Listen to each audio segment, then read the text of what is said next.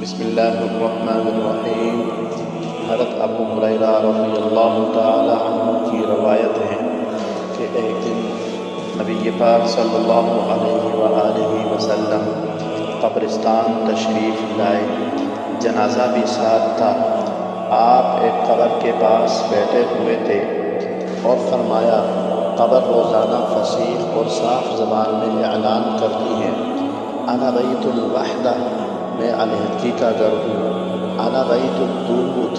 میں کیڑوں کا گھر ہوں، انا بیت الوحشت، میں وحشت کا گھر ہوں، انا بیت الظلمت،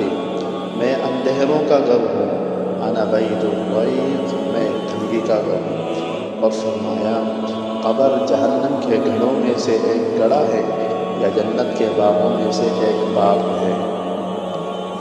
حضرت عثمان غنی رضی اللہ تعالیٰ عنہ قبر کو دیکھ کر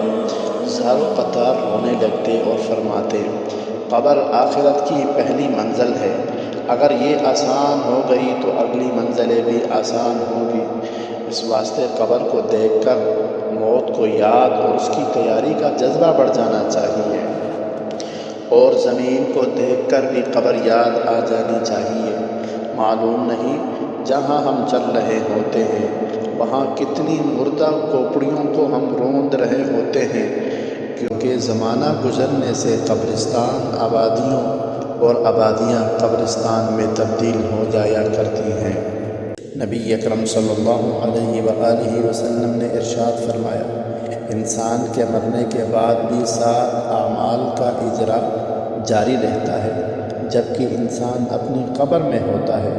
اور وہ 7 اعمال یہ ہیں کہ انسان نے کسی کو علم سکھایا ہو، نہر کھود کر پانی جاری کروایا ہو، پانی کا کنواں بنوایا ہو یا درخت لگایا ہو، مسجد بنوائی ہو، قرآن مجید کو اپنے پیچھے چھوڑ دیا ہو، یعنی قرآن کریم خرید کر وقف کر دیا ہو،